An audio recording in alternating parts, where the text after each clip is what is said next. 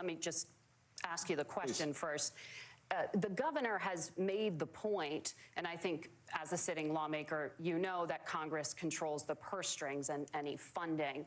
So you have said repeatedly that Donald Trump would, through executive action, solve this. Do you disagree that Congress controls the purse strings and would need to support many of the changes that you would actually want to implement? You have 1 minute. Look, Margaret, first of all, the gross majority of what we need to do at the southern border is just empowering law enforcement to do their job. I've been to the southern border more than our borders are. Kamala Harris has been, and it's actually heartbreaking because the Border Patrol agents, they just want to be empowered to do their job. Of course, additional resources would help, but most of this is about the president and the vice president empowering our law enforcement to say, if you try to come across the border illegally, you've got to stay in Mexico, you've got to go back through proper channels.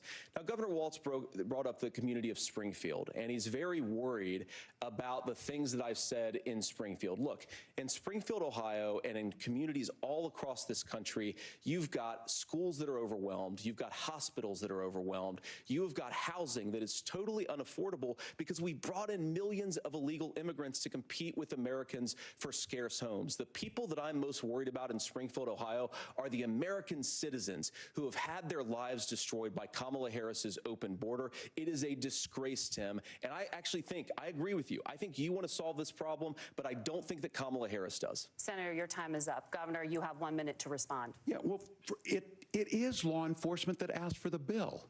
They helped craft it. They're the ones that supported it. That's because they know we need to do this. Look, this issue of continuing to bring this up, of not dealing with it, of blaming migrants for everything. On housing, we could talk a little bit about Wall Street speculators buying up housing and making them less affordable, but it becomes a blame. Look, this bill also gives the money necessary to adjudicate. I agree, it should not take 7 years for an asylum claim to be done. This bill gets it done in 90 days.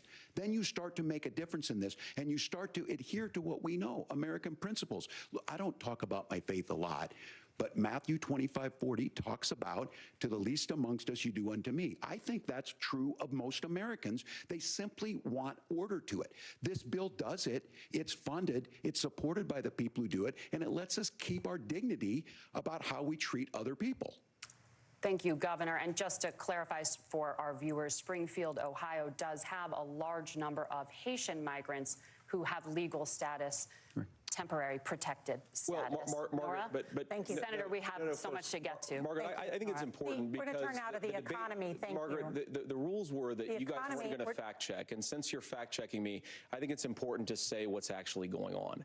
So there's an application called the CBP One app, where you can go on as an illegal migrant, apply for asylum or apply for parole, and be granted legal status at the wave of a Kamala Harris open border wand.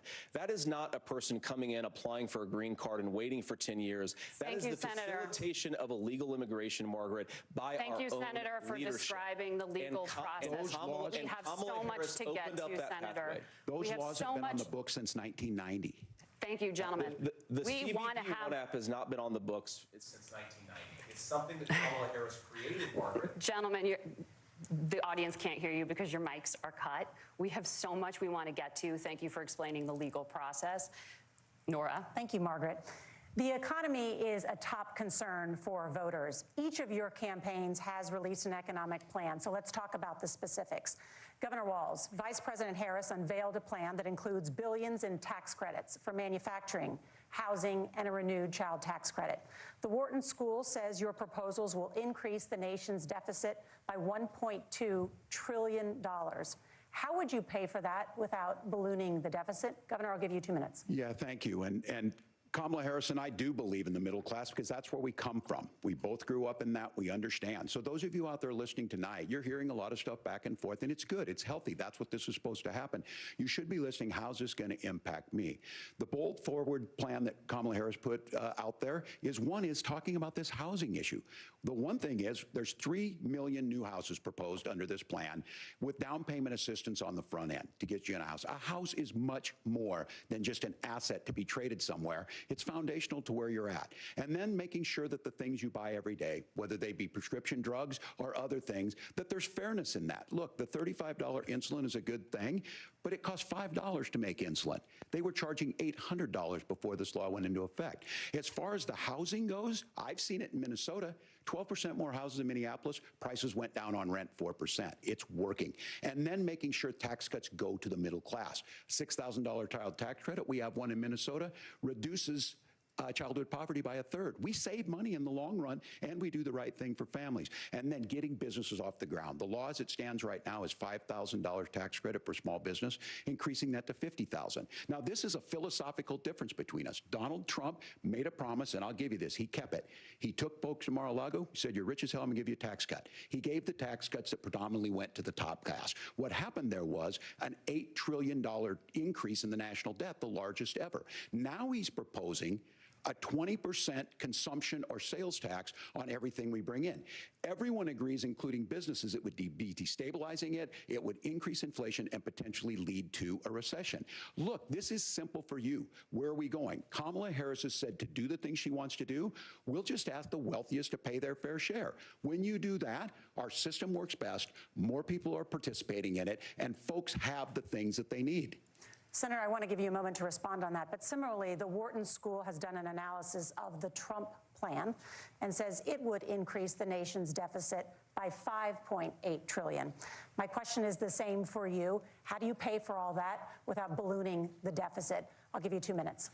Well, first of all, you're going to hear a lot from Tim Walz this evening, and you just heard it in the answer, a lot of what Kamala Harris proposes to do, and some of it, I'll be honest with you, it even sounds pretty good. Here's what you won't hear, is that Kamala Harris has already done it, because she's been the vice president for 3.5 years. She had the opportunity to enact all of these great policies, and what she's actually done instead is drive the cost of food higher by 25%, drive the cost of housing higher by about 60%, open the American southern border and make middle-class life unaffordable for a large number of Americans. If Kamala Harris has such great plans for how to address middle-class problems, then she ought to do them now. Not when asking for a promotion, but in the job the American people gave her 3.5 years ago. And the fact that she isn't tells you a lot about how much you can trust her actual plans. Now, Donald Trump's economic plan is not just a plan, but it's also a record. A lot of those same economists attack Donald Trump's plans, and they have PhDs, but they don't have common sense and they don't have wisdom, because Donald Trump's economic policies delivered the highest take-home pay in a generation in this country, 1.5% inflation, and to boot, peace and security all over the world. So when people say that Donald Trump's economic plan doesn't make sense, I say look at the record. He delivered rising take-home pay for American workers. Now, Tim admirably admits that they want to undo the Trump tax cuts, but if you look at what was so different about Donald Trump's tax cuts, even from previous Republican tax cut plans, is that a lot of those resources went to giving more take-home pay to middle-class and working-class Americans. It was passed in 2017, and you saw an American economic boom unlike we've seen in a generation in this country. That is a record that I'm proud to run on, and we're going to get back to that common sense wisdom so that you can afford to live the American dream again. I know a lot of you are struggling. I know a lot of you are worried about paying the bills. It's going to stop when Donald Trump brings back common sense to this country. Governor, do you want to respond to that? What has Kamala Harris done for the middle class? Yeah, well, Kamala Harris's day one was Donald Trump's failure on COVID that led to the collapse of our economy. We were already before COVID in a manufacturing recession, but 10 million people out of work, largest percentage since the Great Depression. 9 million jobs closed on that. That was day one. Whether it was the Infrastructure Act or other things we moved. Now, you made a question about experts, said this. I've made a note of this. Economists can't be trusted. Science can't be trusted. National security folks can't be trusted. Look, if you're going to be president, you don't have all the answers. Donald Trump believes he does. My pro tip of the day is this. If you need heart surgery, listen to the people at the Mayo Clinic in Rochester, Minnesota, not Donald Trump. And the same thing goes with this. And I ask you out there, teachers, nurses, truck drivers, or whatever, how is it fair that you're paying your taxes every year and Donald Trump hasn't paid any federal tax in the last 15 years, and the last year as president? That's what's wrong with the system. There's a way around it, and he's bragged about that. We're just asking for fairness in it, and that's all you want. You have a minute. Governor, you say trust the experts. But those same experts for 40 years said that if we shipped our manufacturing base off to China, we'd get cheaper goods. They lied about that. They said if we shipped our industrial base off to other countries, to Mexico and elsewhere, it would make the middle class stronger. They were wrong about that. They were wrong about the idea that if we made America less self-reliant, less productive in our own nation, that it would somehow make us better off, and they were wrong about it. And for the first time in a generation, Donald Trump had the wisdom and the courage to say to that bipartisan consensus, we're not doing it anymore. We're bringing American manufacturing back. We're unleashing American energy. We're going to make more of our own stuff. And this isn't just an economic issue. I mean, I've got 3 beautiful little kids at home, 7, 4, and 2, and I love them very much, and I hope they're in bed right now. But look, so many of the drugs, the pharmaceuticals that we put in the bodies of our children are manufactured by nations that hate us. This has to stop, and we're not going to stop it by listening to experts. We're going to stop it by listening to common sense wisdom, which is what Donald Trump governed on. Senator, your time is up. Governor Walz, can you address that? I mean, voters say they trust Donald Trump on the economy more. Why? Well, if you're listening tonight and you want billionaires to get tax cuts, you heard what the numbers were. Look, I'm a union guy on this. I'm not a guy who wanted to ship things overseas, but I understand that, look, we produce soybeans and corn. We need to have fair trading partners. That's something that we believe in. I think the thing that most concerns me on this is Donald Trump was the guy who created the largest trade deficit in American history with China. So the rhetoric is good. Much of what the senator said right there, I'm in agreement with him on this. I watched it happen too. I watched it to my communities, and we talked about that. But we had people undercutting the right to collectively bargain. We had right to work states made it more difficult. We had companies that were willing to ship it over, and we saw people profit. Folks that are venture capital in some cases, putting money into companies that were overseas. We're in agreement that we bring those home. The issue is Donald Trump is talking about it. Kamala Harris has a record, 250,000 more manufacturing jobs just out of the IRA. May I respond to that? Yes. So appreciate that. So if you notice, what Governor Walz just did is he said, first of all, Donald Trump has to listen to the experts.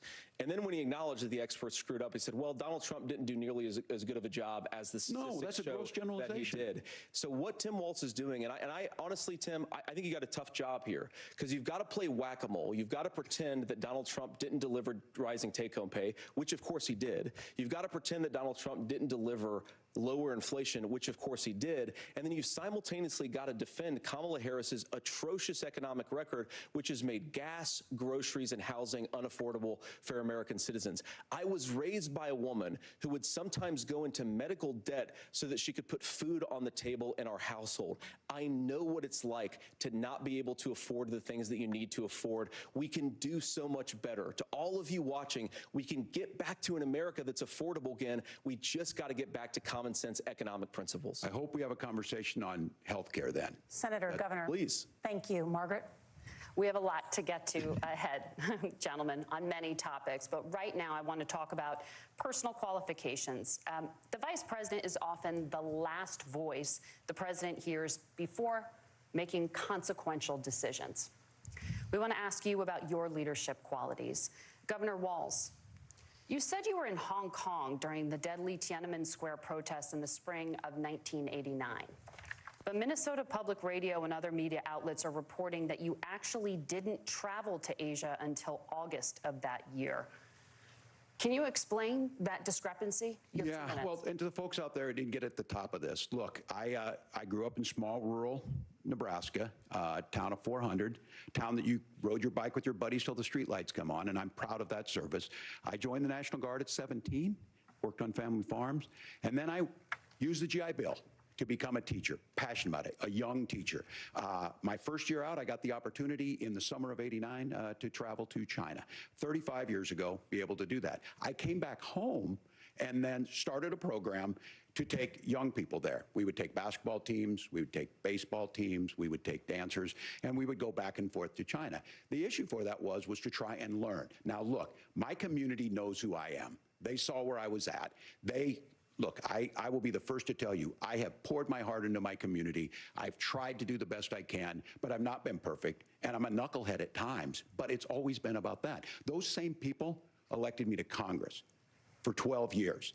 And in Congress, I was one of the most bipartisan people, working on things like farm bills that we got done, working on veterans benefits. And then the people of Minnesota were able to elect me to governor twice. So look, my commitment has been from the beginning to make sure that I'm there for the people, to make sure that I get this right. I will say more than anything, many times I will talk a lot, I will get caught up in the rhetoric, but being there, the impact it made, the difference it made in my life, I learned a lot about China. I hear the critiques of this. I would make the case that Donald Trump should have come on one of those trips with us. I guarantee you he wouldn't be praising Xi Jinping about COVID, and I guarantee you he wouldn't start a trade war that he ends up losing. So this is about trying to understand the world. It's about trying to do the best you can for your community, and then it's putting yourself out there and letting your folks understand what it is. My commitment, whether it be through teaching, which I was good at, or whether it was being a good soldier or was being a good member of Congress, those are the things that I think are the values that people care about.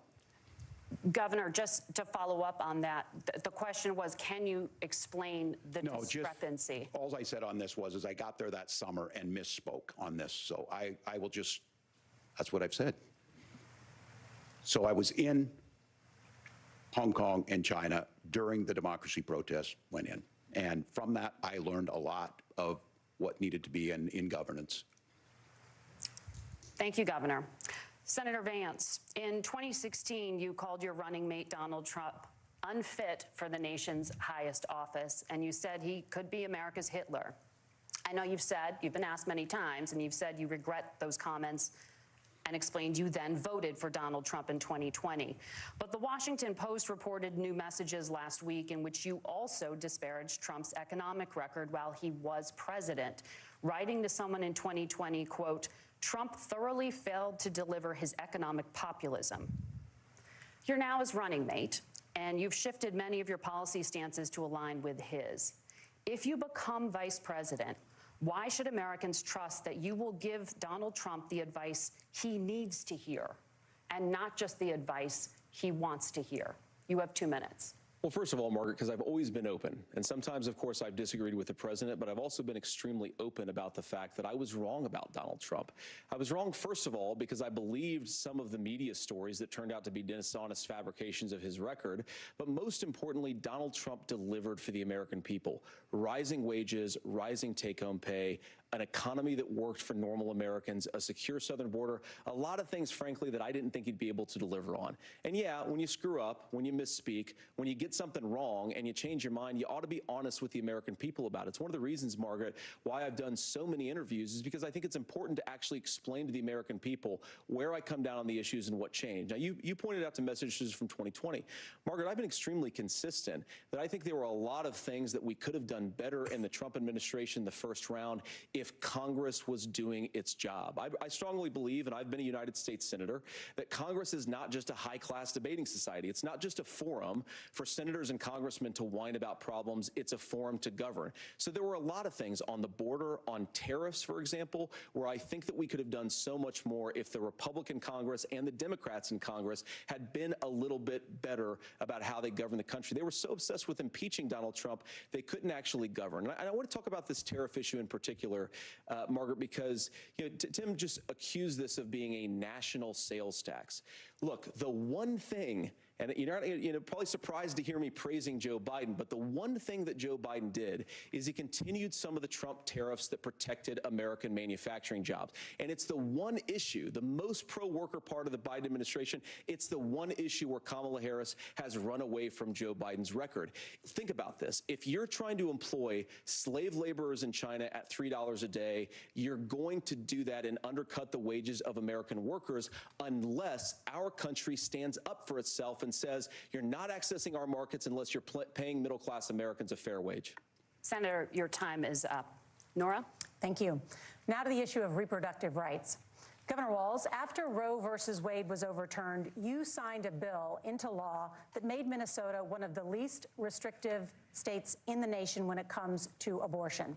Former President Trump said in the last debate that you believe abortion, quote, in the 9th month is absolutely fine. Yes or no? Is that what you support? I'll give you 2 minutes. That's not what the bill says, but look, this issue is what's on everyone's mind. Donald Trump put this all into motion. He brags about how great it was that he put the judges in and overturned Roe versus Wade, 52 years of personal autonomy. And then he tells us, oh, we send it to the states. It's a beautiful thing. Amanda Zaworski would disagree with you on it's a beautiful thing. A young bride in Texas waiting for their child at 18 weeks. She has a complication, a tear in the membrane. She needs to go in. The medical care at that point needs to be decided by the doctor. And that would have been an abortion. But in Texas, that would have put them in legal jeopardy. She went home, got sepsis, nearly dies, and now she may have difficulty having children. Or in Kentucky, Hadley Duval, a 12-year-old child raped and impregnated by her stepfather. Those are horrific. Now, when God asked about that, Senator Vance said, two wrongs don't make a right. There is no right in this. So in Minnesota, what we did was restore Roe versus Wade. We made sure that we put women in charge of their health care. But look, this is not where, if you don't know Amanda or a Hadley, you soon will. Their Project 2025 is going to have a registry of pregnancies. It's going to make it more difficult, if not impossible, to get contraception and limit access, if not eliminate access to infertility treatments. For so many of you out there listening, me included, infertility treatments are why I have a child.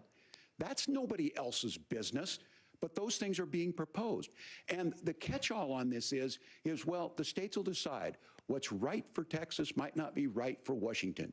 That's not how this works. This is basic human right. We have seen maternal mortality skyrocket in Texas, outpacing many other countries in the world. This is about health care. In Minnesota, we are ranked first in health care for a reason. We trust women, we trust doctors. Senator, do you want to respond to the governor's claim? Will you create a federal pregnancy monitoring agency?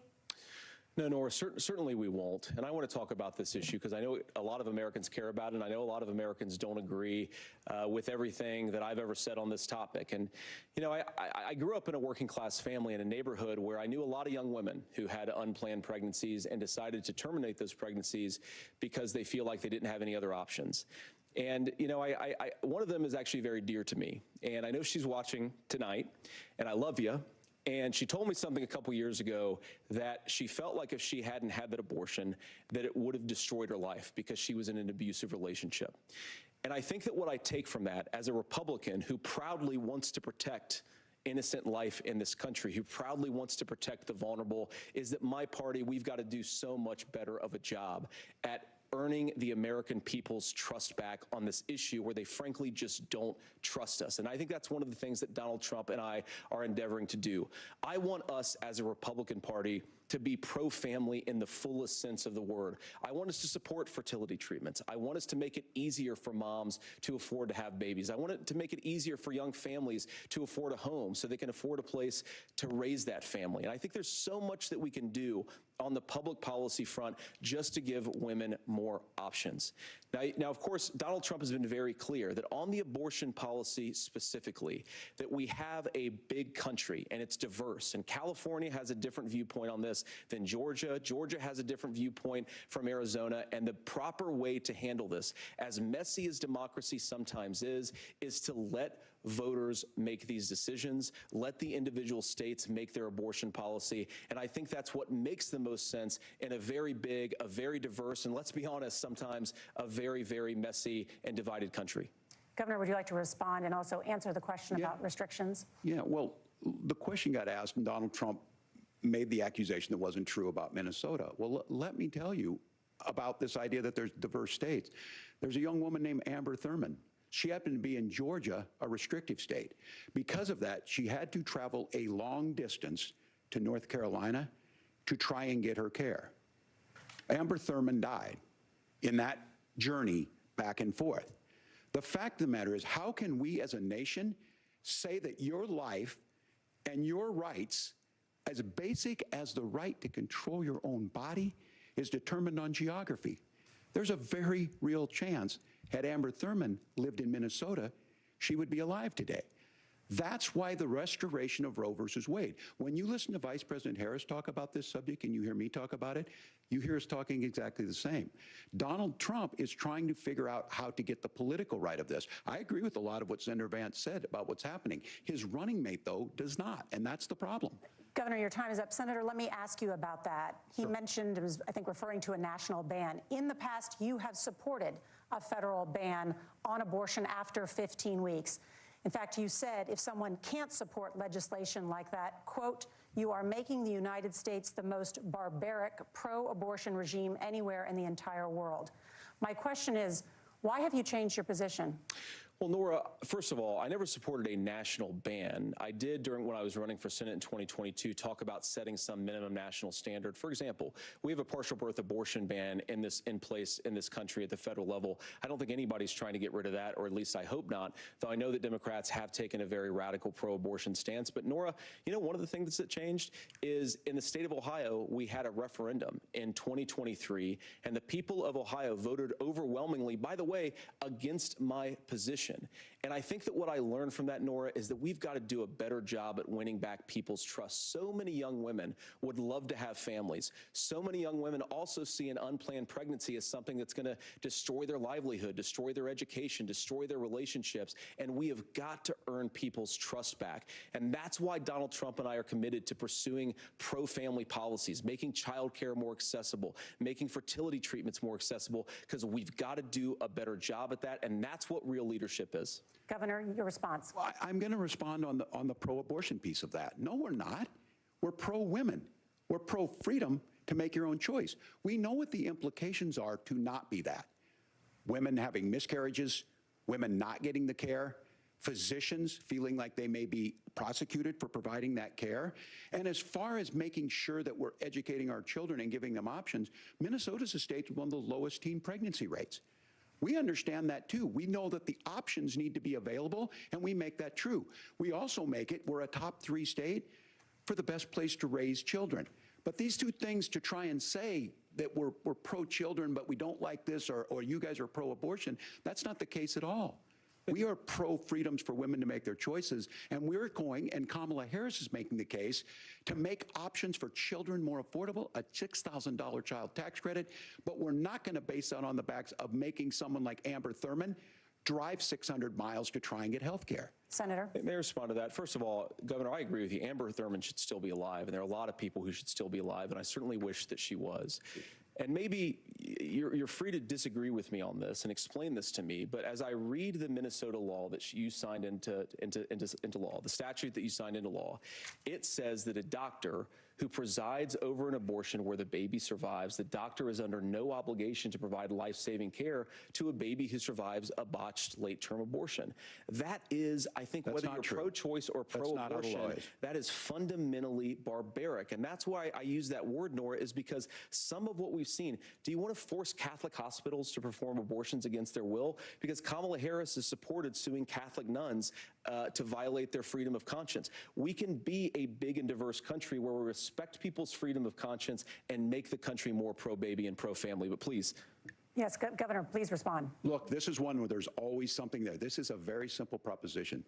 These are women's decisions to make about their healthcare decisions, and the physicians who know best when they need to do this. Trying to distort the way a law is written to try and make a point, that's not it at all. What was I wrong about, Governor? Please tell me, what was I wrong about? That is not the way the law is written. Look, I've given But this, how? I've given this advice on a lot of things, that getting involved, getting engaged, that's been misread, and it was fact-checked at the last debate.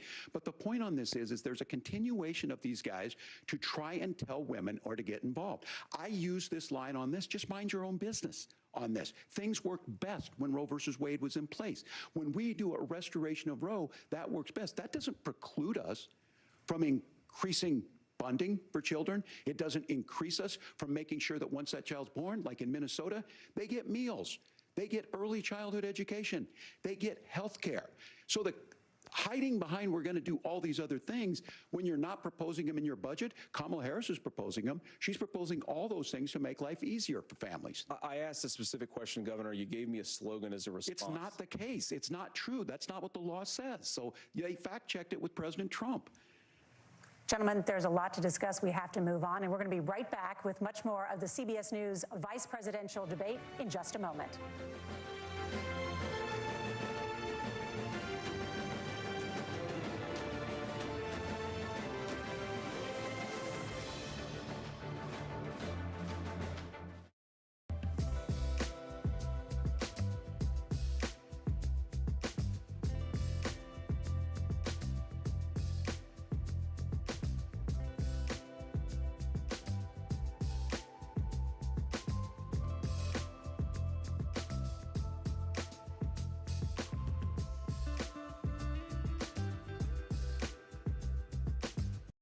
Going to ChumbaCasino.com every day and collecting your daily bonus, that is the definition of fun. Head on over to ChumbaCasino.com and play for free. At Chumba Casino, you'll find fun daily.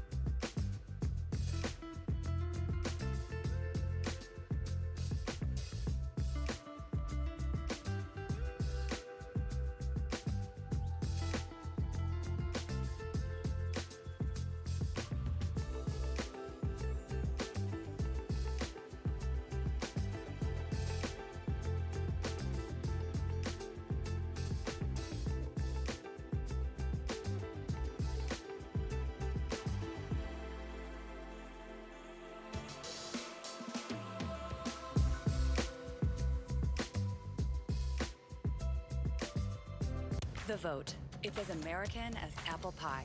It's iconic. Got the flag up? Patriotic. The Vote is as American as you.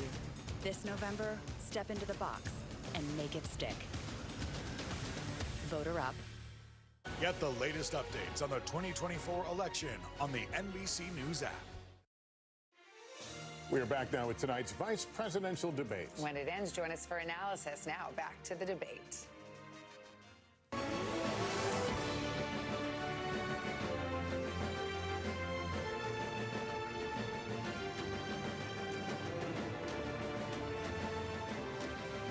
Welcome back to the CBS News Vice Presidential Debate. We want to turn now to America's gun violence epidemic. The leading cause of death for children and teens in America is by firearms. Senator Vance, you oppose most gun legislation that Democrats claim would curb gun violence. You oppose red flag gun laws and legislation to ban certain semi-automatic rifles, including AR-15s. So let me ask you, earlier this year, for the first time, the parents of a school shooter were convicted of involuntary manslaughter and sentenced to 10 years in prison. Do you think holding parents responsible could curb mass shootings? I'll give you 2 minutes.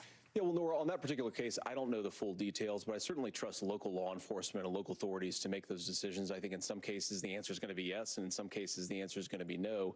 And the details really matter here, of course. For example, if a kid steals a gun, that's going to be different than if a parent hands over a gun knowing that their kid is potentially dangerous. But look, I want to just sort of speak as a father of 3 beautiful little kids, and our oldest is now in 2nd grade. And like a lot of parents, we send our kids to school with such hope and such joy and such pride at their little faces on the first day of school. And we know, unfortunately, that a lot of kids are going to experience this terrible epidemic of gun violence. And of course, our hearts go out to the families that are affected by this terrible stuff. And we do have to do better. And I think that Governor Walz and I actually probably agree that we need to do better on this. The question is just, how do we actually do it? Now, here's something that really bothers me and worries me about this epidemic of violence. The gross majority, close to 90% in some of the statistics I've seen, of the gun violence in this country is committed with illegally obtained firearms. And while we're on that topic, we know that thanks to Kamala Harris's open border, we've seen a massive influx in the number of illegal guns run by the Mexican drug cartel. So that number, the amount of illegal guns in our country is higher today than it was 3.5 years ago. But what do we do about the schools? What do we do to protect our kids? And I think the answer is, and I say this not loving the answer, because I don't want my kids to go to school in a school that feels unsafe or where there are visible signs of security. But I unfortunately think that we have to increase security in our schools. We have to make the doors lock better. We have to make the doors stronger. We've got to make the windows stronger. And of course, we've got to increase school resource officers, because the idea that we can magically wave a wand and take guns out of the hands of bad guys, it just doesn't fit with recent experience. So we've got to make our schools safer. And I think we've got to have some common sense bipartisan solutions for how to do that. Governor, you have 2 minutes.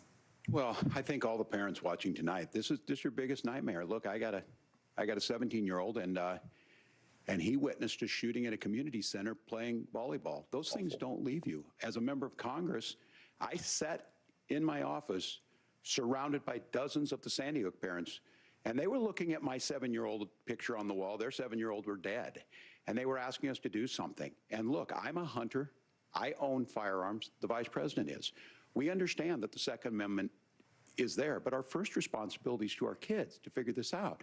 In Minnesota, we've enacted enhanced red flag laws, enhanced background checks, and we can start to get data. But here's the problem. If we really want to solve this, we've got folks that won't allow research to be even done on gun violence. And this idea that we should just live with it, here's what I do think, that this is a good start to the conversation.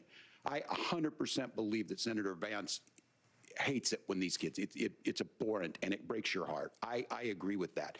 But that's not far enough when we know there are things that worked. I've spent time in Finland and seen some Finnish schools. They don't have this happen, even though they have a high gun ownership rate in the country. There are reasonable things that we can do to make a difference. It's not infringing on your Second Amendment. And the idea to have some of these weapons out there, it just doesn't make any sense. Kamala Harris, as an attorney general, worked on this issue. She knows that it's there. No one's trying to scaremonger and say we're taking your guns, but I ask all of you out there, do you want your schools hardened to look like a fort? Is that what we have to go when we know there's countries around the world that their children aren't practicing these types of drills? They're being kids. We owe it to them to get a fix. These are things that shouldn't be that difficult. You can still keep your firearms, and we can make a difference. We have to. If you're listening tonight, this breaks your heart. Senator. Tim, first of all, I didn't know that your 17-year-old witnessed a shooting. I'm sorry about that, and I hope that he's doing okay. Christ have mercy. It is awful. And I appreciate what Tim said, actually, about Finland, because I do think it illustrates some of the frankly, weird differences between our own country's gun violence problem and Finland. Okay, first of all, we have way higher rates of mental health abuse, or mental health substance abuse. We have way higher rates of depression, way higher rates of anxiety. We unfortunately have a mental health crisis in this country that I really do think that we need to get to the root causes of, because I don't think it's the whole reason why we have such a bad gun violence problem, but I do think it's a big piece of it. Another driver of the gun violence epidemic, especially that affecting our kids, it doesn't earn as many headlines, but is the terrible gun violence problem in a lot of our big cities. And this is why we have to empower law enforcement to arrest the bad guys, put them away, and take gun offenders off the streets. I think there's a whole host of things that we can do here, but I do think at our schools we've got to talk about more security. Senator, thank you. Governor, you previously opposed an assault weapons ban, but only later in your political career did you change your position. Why? Yeah, I sat in that office with those Sandy Hook parents. I've become friends with school shooters. I've seen it. Look, the NRA, I was the NRA guy for a long time. They used to teach gun safety. I'm of an age where My shotgun was in my car so I could pheasant hunt after football practice. That's not where we live today. And several things I want to mention on this is, talking about cities and where it's at, the number one where the most firearm deaths happen in Minnesota are rural suicides. And we have an epidemic of children getting guns and shooting themselves. And so we have, and we should look at all of the issues, making sure folks have health care and all that, but I want to be very careful. This idea of stigmatizing mental health, just because you have a mental health issue doesn't mean you're violent. And I think what we end up doing is we start looking for a scapegoat. Sometimes it just is the guns. It's just the guns, and there are things that you can do about it. But I do think that this is one, and I think this is a healthy conversation. I think there's a capacity to find solutions on this that work, protect Second Amendment, protect our children. That's our priority. Gentlemen, thank you. Margaret? Thank you, Nora. Let's turn now to the top contributor to inflation, the high cost of housing and rent. There's a shortage of more than 4 million homes in the United States, and that contributes to the high housing prices. Governor Walz, the Harris campaign promises a $25,000 down payment assistance for first-time home buyers and a $10,000 tax credit. They also promise to build 3 million new homes.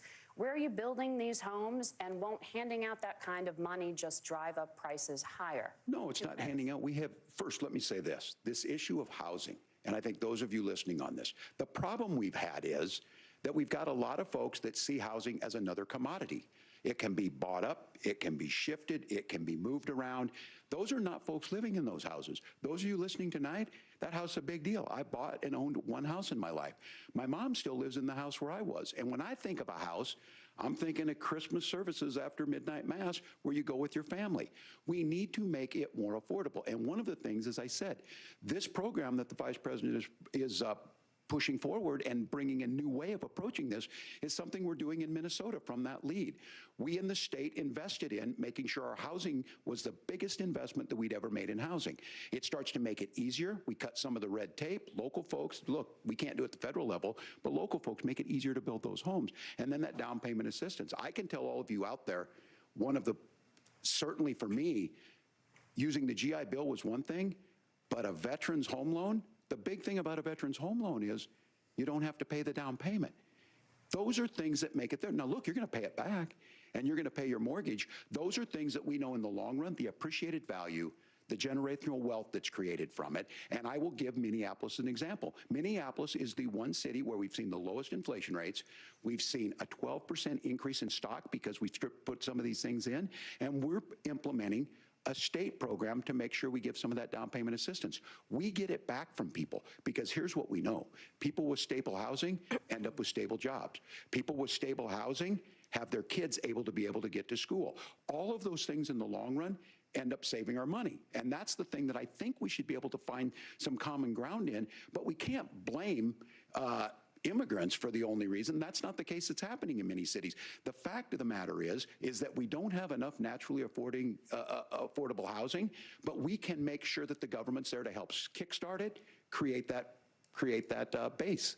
Governor, your time is up. Senator Vance, as far as your campaign's position, the promise is to seize federal lands to build homes, remove regulation, provide tax breaks, and cut back on immigration, which you say pushes up prices. Where are you going to build all the new homes you're promising, and what part of any of this plan will provide immediate relief? You have 2 minutes. Well, first of all, Tim just said something that I agree with. We don't want to blame immigrants for higher housing prices, but we do want to blame Kamala Harris for letting in millions of illegal aliens into this country, which does drive up costs, Tim. 25 million illegal aliens competing with Americans for scarce homes is one of the most significant drivers of home prices in the country. It's why we have massive increases in home prices that have happened right alongside massive increases in illegal alien populations under Kamala Harris's leadership. Now, Tim just mentioned a bunch of ideas. Now, some of those ideas I actually think are halfway decent, and some of them I disagree with, but the most important thing here is Kamala Harris is not running as a newcomer to politics. politics. She is the sitting vice president. If she wants to enact all of these policies to make housing more affordable, I invite her to use the office that the American people already gave her, not sit around and campaign and do nothing while Americans find the American dream of homeownership completely unaffordable. Now, you asked, Margaret, what would immediately change the equation for American citizens? If you lower energy prices, as Donald Trump says, drill, baby, drill, one of the biggest drivers of housing costs aside from illegal immigration is, think about it, if a truck driver's paying 40% more for diesel, then the lumber he's delivering to the job site to build the house is also going to become a lot more expensive. If we open up American energy, you will get immediate pricing relief for American citizens, not, by the way, just in housing, but in a whole host of other economic goods too. Senator Vance, you still have 23 seconds there. Do you want to answer? Can I have it? Where, yeah. Governor, we will get to you in a moment, but Senator, where are you going to seize the federal lands? Can you clarify? Well, what Donald Trump has said is we have a lot of federal lands that aren't being used for anything. They're not being used for national park. They're not being used, and they could be places where we build a lot of housing. And I do think that we should be opening up building in this country. We have a lot of land that could be used. We have a lot of Americans that need homes. We should be kicking out illegal immigrants who are competing for those homes, and we should be building more homes for the American citizens who deserve to be here. Senator, your time is up. Governor, I do want to let you respond to the allegation that the vice president is letting in Well, of course, that's not migrants, true. And again, that you it's have the affecting facts. I housing guess we prices. agreed not to fact check. I'll check it. That, look, crossings are down compared to when Donald Trump left office. But it's, again, blaming and not trying to find the solution. I was going to ask, though, on this question, are we going to drill and build houses in the same federal land? And I think when people hear federal lands, these are really important pieces of land. Now, Minnesota doesn't have a lot of federal lands. I know in the western part of the countries we do. There's not a lot of federal lands in and around Minneapolis, for example. So the issue is I don't understand the federal lands issue unless we see this, and I worry about this as someone who cares deeply about our national parks and our federal lands. Look, Minnesota, we protect these things. We've got about 20% of the world's fresh water. These lands protect. They're there for a reason. They belong to all of us. But again, this is when you view housing and you view these things as commodities. Like, there's a chance to make money here. Let's take this federal land and let's sell it to people for that. I think there's better ways to do this. We've seen it in Minnesota. We're able to refurbish some of these houses. We're able to make some investments. That gets people in. And I'm still on the fact on this. Economists, Senator Vance, you said you don't like the economists. Which economists are saying that it is immigrants that's adding to the cost? Governor, your time is up. But Senator, on that point, I'd like for you to clarify. There are many contributing factors to high housing costs. What evidence do you have that migrants are part of this problem? Well, there's a Federal Reserve study that we're happy to share after the debate. We'll put it up on social media, actually, that really drills down on the connection between increased levels of migration, especially illegal immigration, and higher housing prices. Now, of course, Margaret, that's not the entire driver of higher housing prices. It's also the regulatory regime of Kamala Harris. Look, we are a country of builders. We're a country of doers. We're a country of explorers. But we increasingly have a federal administration that makes it harder to develop our resources, makes it harder to build things, and wants to throw people in jail for not doing everything exactly as Kamala Harris says they have to do. And what that means is that you have a lot of people who would love to build homes who aren't able to build homes. I actually agree with Tim Walz. We should get out of this idea of housing as a commodity. But the thing that has most turned housing into a commodity is giving it away to millions upon millions of people who have no legal right to be here. What are the federal regulations? I deal with this as a governor. You can very quickly reply. I'm sorry.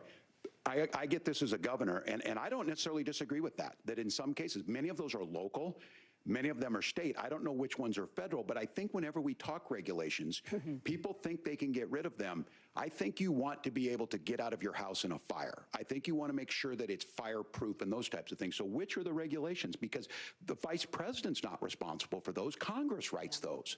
Governor, thank you. Gentlemen, we have a lot to get to. You're passionate about the housing crisis, I can tell. But Nora? Thank you. One of the top problems facing Americans is the high cost of health care. Senator Vance, at the last presidential debate, former President Trump was asked about replacing the Affordable Care Act. In response, he said, "I have concepts of a plan." Since then, Senator, you've talked about changing how chronically ill Americans get health insurance. Can you explain how that would work And can you guarantee that Americans with pre-existing conditions won't pay more? I'll give you 2 minutes. Well, of course, we're going to cover Americans with pre-existing conditions. In fact, a lot of my family members have gotten health care. I believe, members of my family actually got private health insurance, at least for the first time, switched off of Medicaid onto private insurance for the first time under Donald Trump's leadership. And I think that, a lot of people have criticized this concepts of a plan remark. Look, it's very simple common sense. I think as Tim Walz knows from 12 years in Congress, you're not going to propose a 900-page bill standing on a debate stage. It would bore everybody to tears, and it wouldn't actually mean anything because part of this is the give and take of bipartisan negotiation. Now, when Donald Trump was actually president, and again, he has a record to be proud of, prescription drugs fell in 2018 for the first time in a very long time. Under Kamala Harris's leadership, prescription drugs are up about 7%. Under Donald Trump's entire 4 years, they were up about 1.5%. He introduced pricing transparency. Think about healthcare. You go into a hospital, you try to buy something, and nobody knows what it actually costs. That price transparency will actually give American consumers a little bit more choice and will also drive down costs. And we talked about, the reinsurance regulations is what I was talking about. Look, Donald Trump has said that if we allow states to experiment a little bit on how to cover both the chronically ill but the non-chronically ill, it's not just a plan. He actually implemented some of these regulations when he was president of the United States. And I think you can make a really good argument that it salvaged Obamacare, which was doing disastrously until Donald Trump came along. And I think this is an important point about President Trump. Of course, you don't have to agree with everything that President Trump has ever said or ever done, but when Obamacare was crushing under the weight of its own regulatory burden and healthcare costs, Donald Trump could have destroyed the program. Instead, he worked in a bipartisan way to ensure that Americans had access to affordable care. It's not perfect, of course, and there's so much more that we can do, but I think that Donald Trump has earned the right to put in place some better health care policies. He's earned it because he did it successfully the first time. Governor? All right, here's where being an old guy gives you some history. I was there at the creation of the ACA. And the reason it was so important is I come from a major healthcare state, home of the Mayo Clinic, home to Medical Alley, 3M, Medtronic, all of those. We understand healthcare. It's why we're ranked first on affordability and accessibility and quality of healthcare. And so what I know is under Kamala Harris, more people are covered than they have before. And those of you listening, this is critical to you. Now, Donald Trump all of a sudden wants to. Go back and remember this. He ran on the first thing he was going to do on day one was to repeal Obamacare. On day one, he tried to sign an executive order to repeal the ACA. He signed on to a lawsuit to repeal the ACA, but lost at the Supreme Court. And he would have repealed the ACA had it not been for the courage of John McCain to save that bill. Now, fast forward, what that means to you is you lose your pre-existing conditions. If you're sitting at home and you got asthma, too bad. If you're a woman, probably not. Broke your foot during football, might kick you out. Your kids get kicked out when they're 26.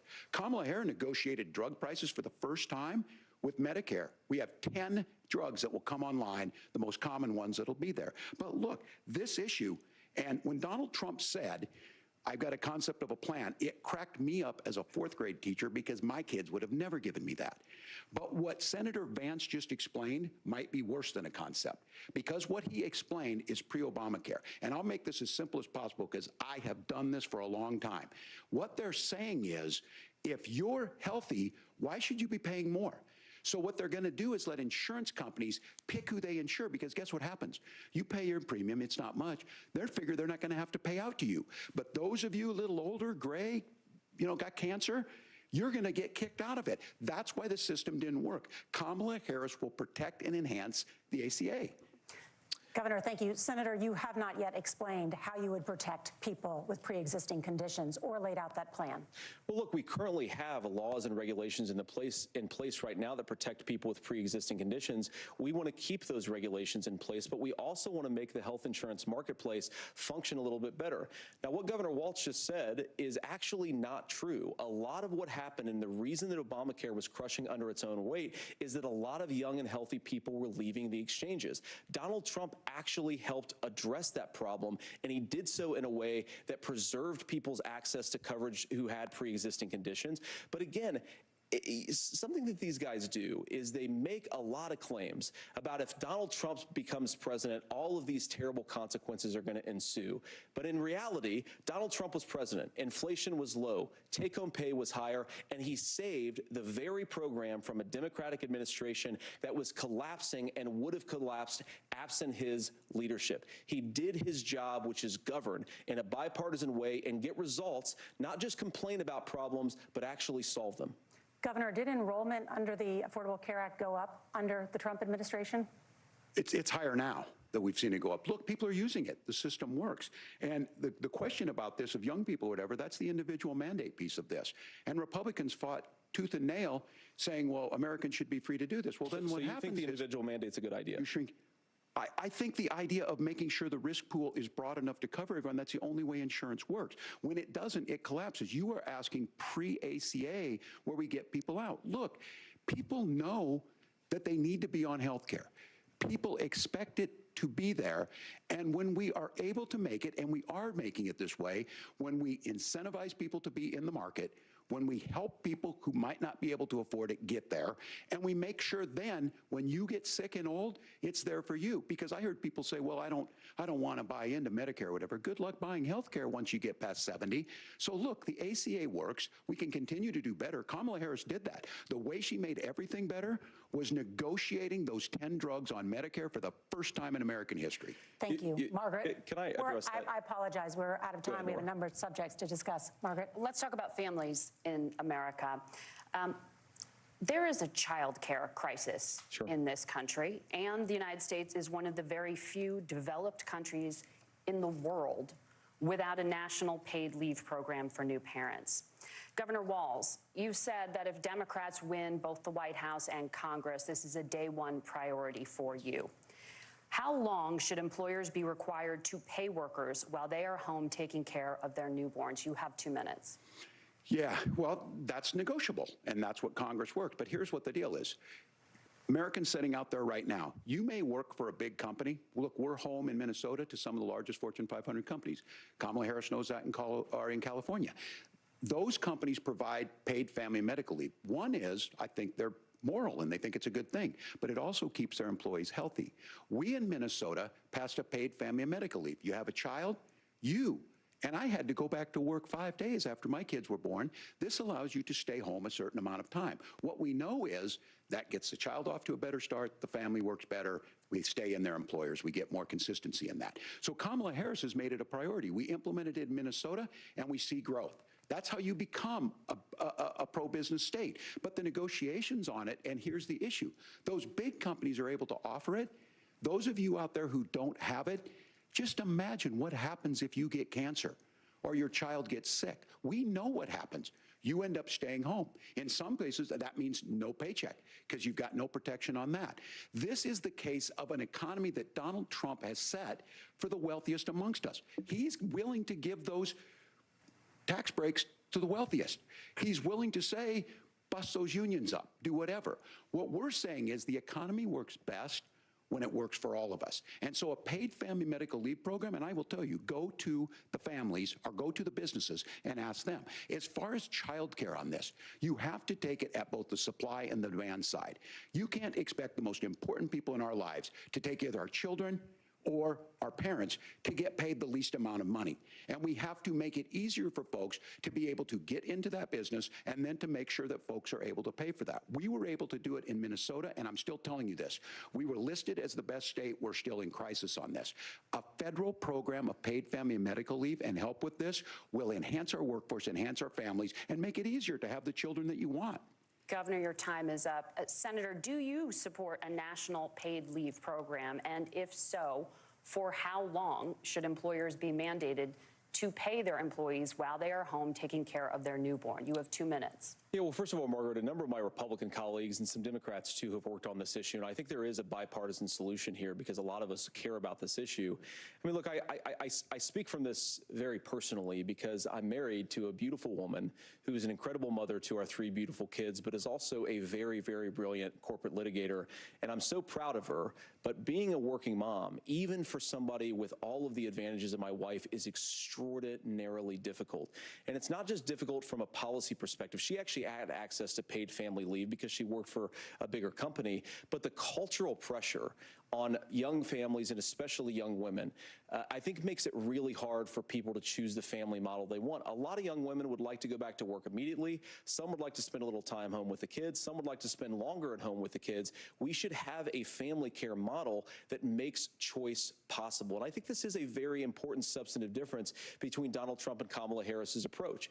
I mean, look, if you look at the federal programs that we have that support paid family leave right now, the Community Development Block Grant, and there's another block grant program that spends a lot of money from the federal government. These programs only go to one kind of childcare model. Let's say you'd like your church maybe to help you out with childcare. Maybe you live in a rural area or an urban area and you'd like to get together with families in your neighborhood to provide childcare in the way that makes the most sense. You don't get access to any of these federal monies. We want to promote choice in how we deliver family care and how we promote childcare because, look, it is unacceptable. And, you know, of course, Tim and I have been on the campaign trail a lot the past 7 or 8 weeks. And one of the biggest complaints I hear from young families is people who feel like they don't have options, like they're choosing between going to work or taking care for their kids. That is an incredible burden to put on American families. We're the only country that does it. I think we could do a heck of a lot better. Senator, thank you. You have also said, Senator Vance, many things about the American family. The Federal Reserve says parents will spend nearly as much on child care as they do on housing each month. So I want to get your thoughts on this. President Trump recently said, as much as child care is talked about as being expensive, it's relatively speaking not very expensive compared to the kinds of numbers we'll be taking in. Is President Trump committed to the $5,000 per child tax credit that you have described? You have 1 minute. Well, what President Trump said, Margaret, I just want to defend my running mate here a little bit, is that we're going to be taking in a lot of money by penalizing companies for shipping jobs overseas and penalizing countries who employ slave laborers and then ship their products back into our country and undercut the wages of American workers. It's the heart of the Donald Trump economic plan. Cut taxes for American workers and American families. Cut taxes for businesses that are hiring and building companies in the United States of America, but penalize companies and countries that are shipping jobs overseas. That's the heart of the economic proposal. And I think what President Trump is saying is that when we bring in this additional revenue with higher economic growth, we're going to be able to provide paid family leave, child care options that are viable and workable for a lot of American families. Can you clarify how that will solve the child care shortage? Well, because as Tim said, a lot of the child care shortage is we just don't have enough resources going into the multiple people who could be providing family care options. And we're going to have to, unfortunately, look, we're going to have to spend more money. We're going to have to induce more people to want to provide child care options for American families, because the reason it's so expensive right now is because you've got way too few people providing this very essential service. Thank you, Senator. Governor Walz, your ticket also has some child care tax credit proposals. Do you think Congress will agree to the $6,000 credit for newborns and $3,000 credit for children over the age of 6, as your campaign has promised? Is that realistic? Well, if these members of Congress are listening to anybody, I can tell you, and this is the biggest issue. Everybody listening tonight knows. I mean, I'm sure they were shocked to hear it's not that expensive. And let's be clear, whether it's $5,000 or $6,000, that pays you about 3 or 4 months. Let's be clear of where we're at on this. It's because we got out of an imbalance on this. We thought we were going to get by not paying people. I don't think Senator Vance and I are that far apart. I'm not opposed to what he's talking about on options. We've done scholarships types of things. I think we need to be open to making the case. But the issue here is, the question you asked is, you're not going to pay for it with these tariffs. That's just adding another $4,000 on the family and taking less. So not only do they not get the money to pay for that, they're $4,000 in the hole. That's Wharton School. That's his alma mater. And so I think the issue here is, if those members of Congress, I can't believe they're not. When I go to businesses, sure, they'll talk about taxes sometime, but they will lead with child care and they will lead with housing, because we know the problem is, especially in a state like Minnesota, we need more workers because our economy's growing, but we need the workforce. Governor, thank you. We need to move on. Nora? Let's talk about the state of democracy, the top issue for Americans after the economy and inflation. After the 2020 election, President Trump's campaign and others filed 62 lawsuits contesting the results.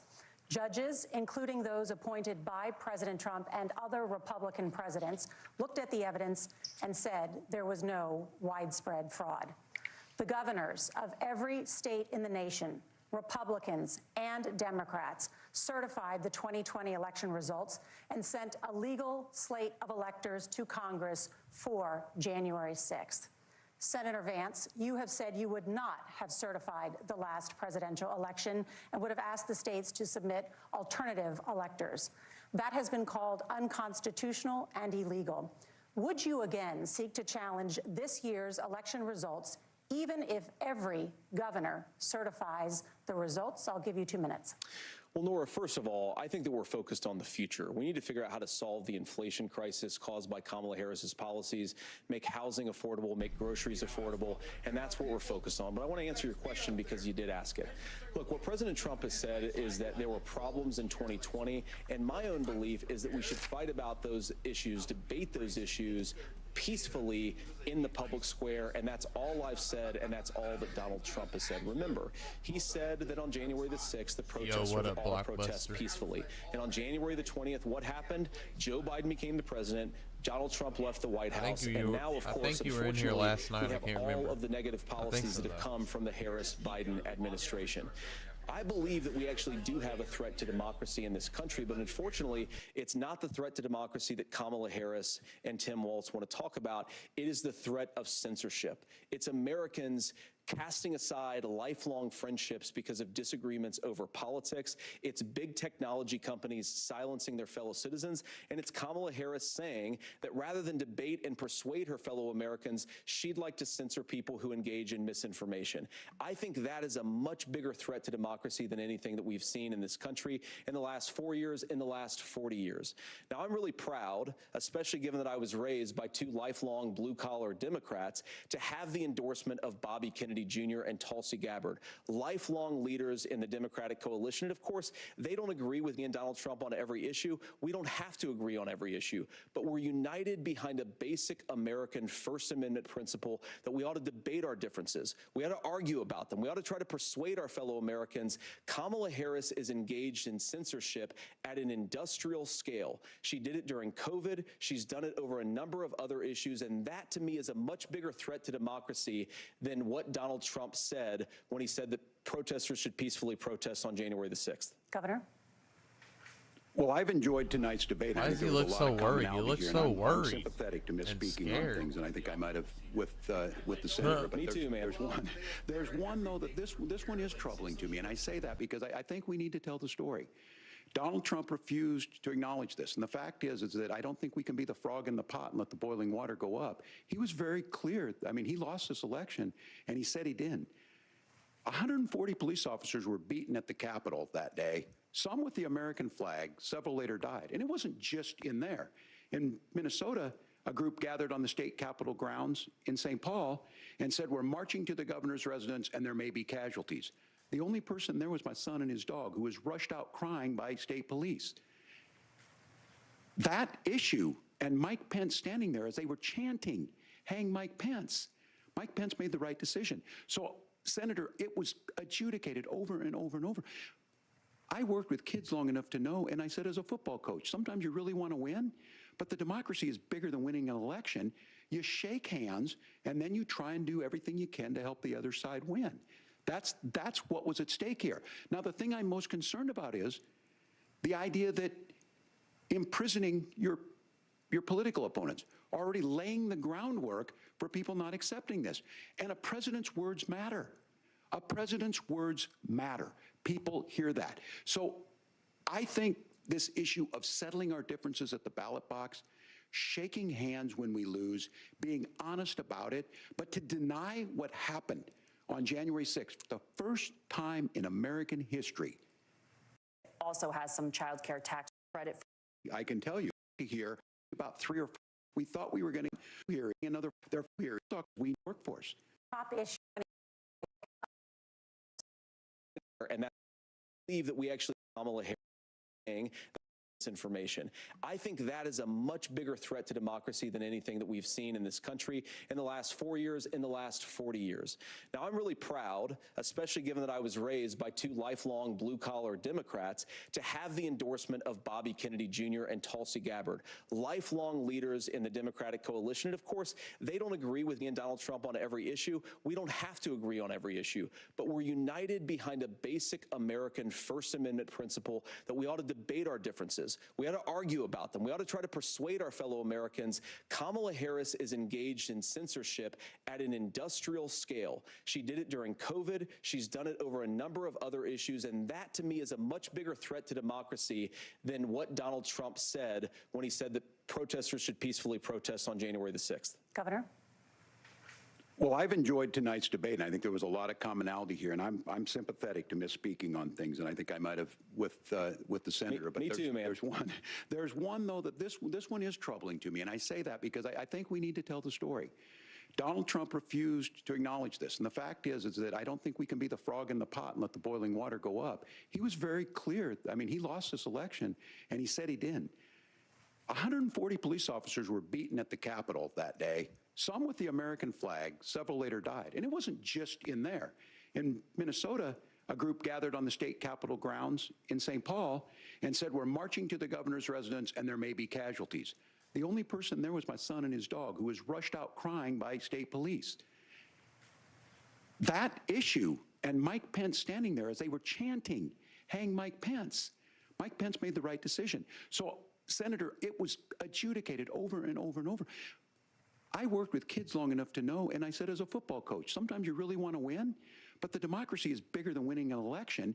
You shake hands, and then you try and do everything you can to help the other side win. That's what was at stake here. Now, the thing I'm most concerned about is the idea that imprisoning your political opponents, already laying the groundwork for people not accepting this. And a president's words matter. A president's words matter. People hear that. So I think this issue of settling our differences at the ballot box, shaking hands when we lose, being honest about it, but to deny what happened.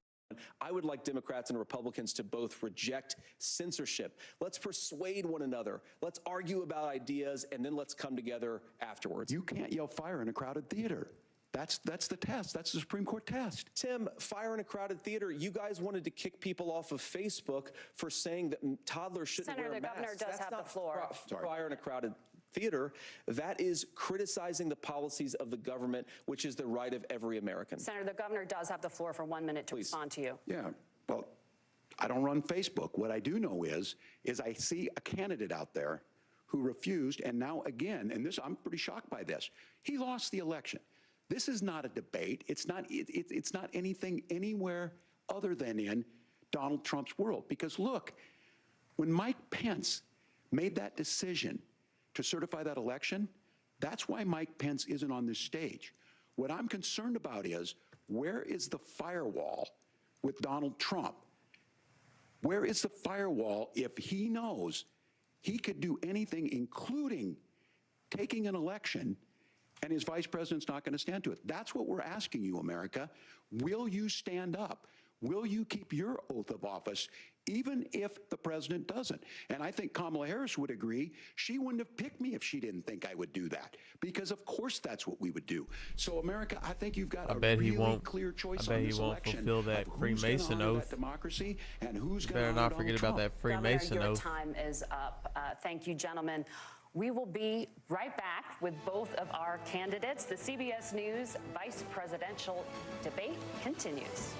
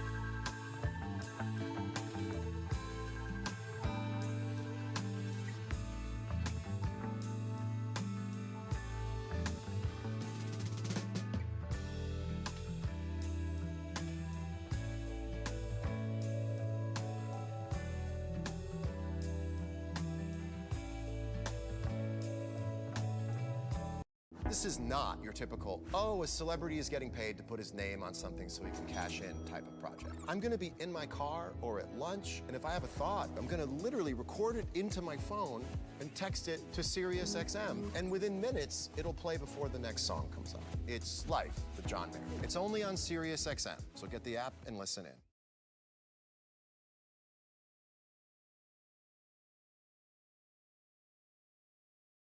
Introducing Iris, KC's new ride-hailing service. Free and low-cost fares for on-demand public transit throughout Kansas City, North KC, Gladstone, Riverside, and Liberty. Get the app and get to where you're going. Go to rideiris.com for details and download.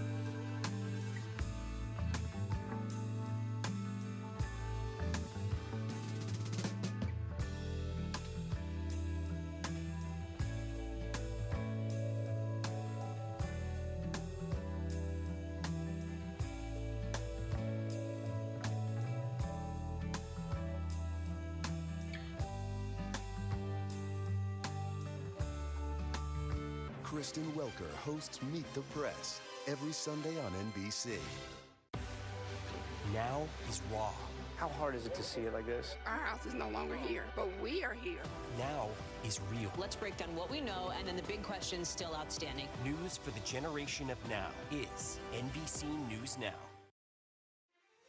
And we are back with tonight's vice presidential debate. When it ends, join us right here, analysis. But now, back to the debate.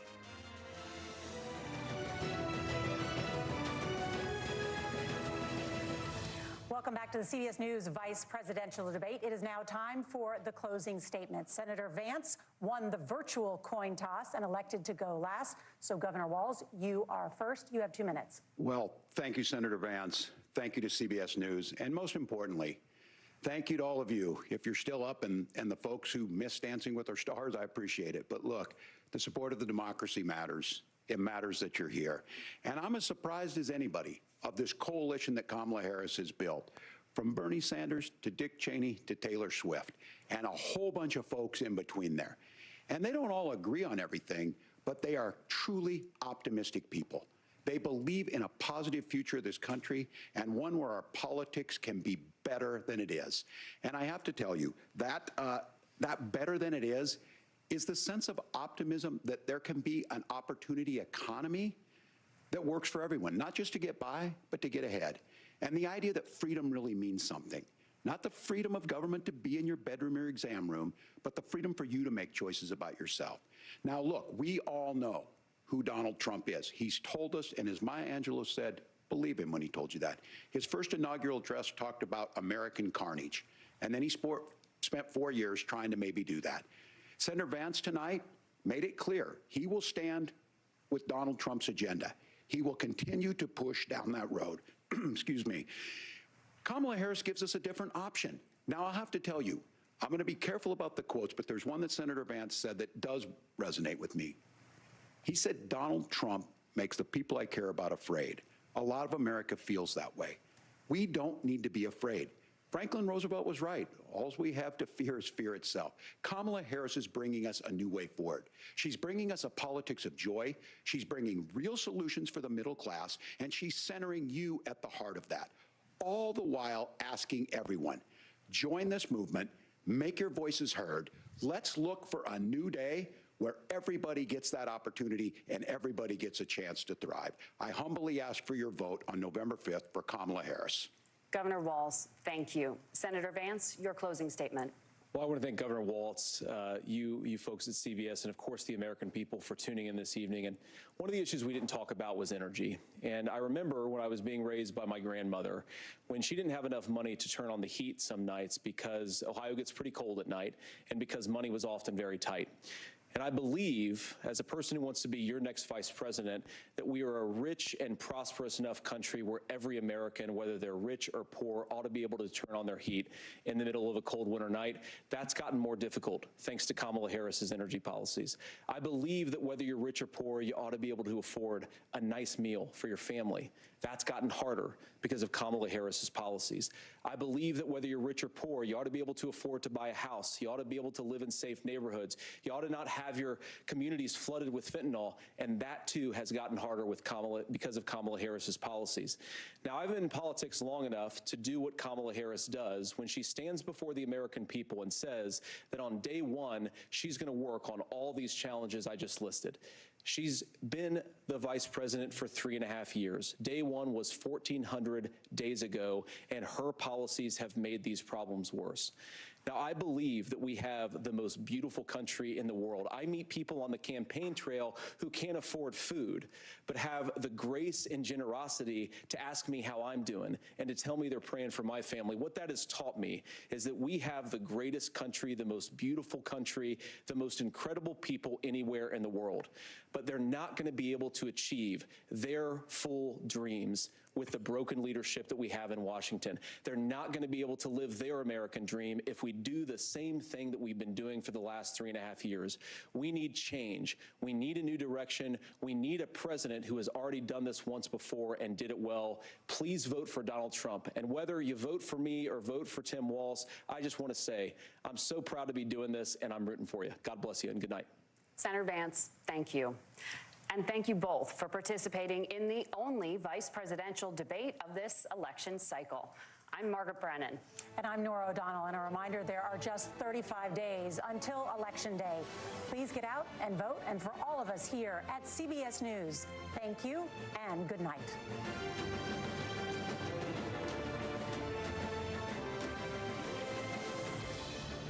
A handshake, and that's the end. Tim Walz, J.D. Vance squaring off for about 90 minutes in the heart of Midtown Manhattan, the CBS News studios, as their families come out to greet them after what was really a quite civilized debate. And I mean, perhaps that's one of the headlines we'll talk about as we turn to Meet the Press moderator Kristen Welker and Hallie Jackson, our senior Washington correspondent. Lester here still with me in New York City. I really am struck. We had kind of like a good old-fashioned policy debate on the issues. Didn't get nasty. Look, by the way, they're still chatting. Still chatting. Didn't get weird. You know, they took their shots, but it was earnest. And there were even moments of kind of congeniality and collegiality. There were a number of moments where each of the candidates turned to each other and said, I agree with you. When Governor Walz said that his child had witnessed a shooting, you heard Senator Vance say, I'm so sorry that that happened.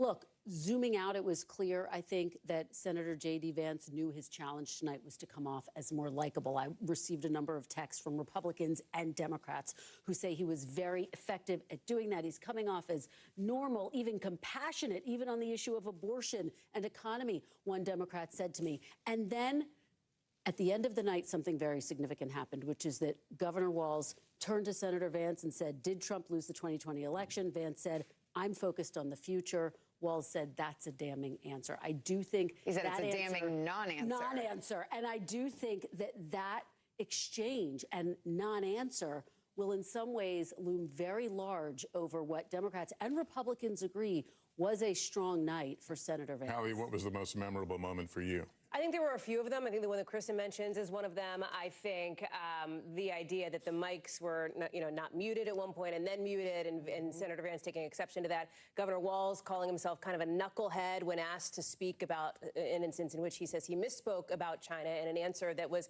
tough to follow there. I think overall, I was, like you, Lester, watching the two of them interact at the end there, because there was this sense of did not see on that debate stage between the people at the top of the ticket here. What was also interesting here is the way that Senator Vance very specifically and repeatedly linked Kamala Harris to Tim Walz. Both of them seemed very clear that they know what this is about, right? This is about the principles. This isn't necessarily Even about at the end, they both said, vote for Kamala Harris. That's vote exactly for Donald right. Trump, And on the other side, too. I mean, J.D. Vance said Kamala Harris's name 38 times. That is way more than Donald Trump ever said Kamala Harris's name. A lot of people don't really know who these two men are. Yeah, that's right. We talk about this being an introduction to America. You heard a lot of policy. You heard some substance there, too. So you probably have some level of takeaway if you ended up watching for the full 90 minutes. But I do think that as things move forward, I had one Democrat text me, listen, substantive, but also can't imagine this changes a whole lot in the race moving forward. And I think the biography is important. That's why you heard both of them pause at various moments throughout the night to reintroduce themselves to Americans, to explain where they had come from, the fact that they both have served in the military, and to try to really paint themselves as people who can relate to moderates, to independents, to those suburban voters who are going to. The closing moments, the closing arguments are always so interesting, because that's the only thing they get to plan, rehearse, memorize if they want to. And they both struck a note of optimism about the future in the country. And with J.D. Vance, frankly, it was a stark contrast to what we hear from Donald Trump, who says this country is going to HE double toothpicks, it's all terrible. You can say the word. Okay, hell, sorry. I don't know if my kids were still awake. But, it was interesting to see him strike that tone, because it's in contrast to what we hear from Donald Trump every day. And he himself, just over the weekend, said, yeah, this is a dark speech. I know that I'm giving a dark speech. Donald Trump did at a campaign rally he was at. He understands that is the tone he's striking, and it was markedly different. All right, let's see what other folks are thinking about what we've just witnessed. Kate Snow has been talking to a group of voters in battleground Pennsylvania. Kate, what's the consensus? What are you hearing? Lester, it's really interesting. We've just been chatting since the debate ended. We are in Pennsylvania, right, guys? And we talked about how you feel the pressure that this is a swing area and that you could actually decide this election. So, Brian, let me start with you, because you were really torn going in before the debate. You talked about not knowing exactly what you want to do. How are you feeling now? I feel like Walz probably hit it on the head a lot of times. It's probably 60-40. 60-40 for Harris? For Harris, yeah. I feel like Vance sort of danced around a lot of questions. At Volkswagen, we take safety serious. It's not really going to... The vice president debate is really not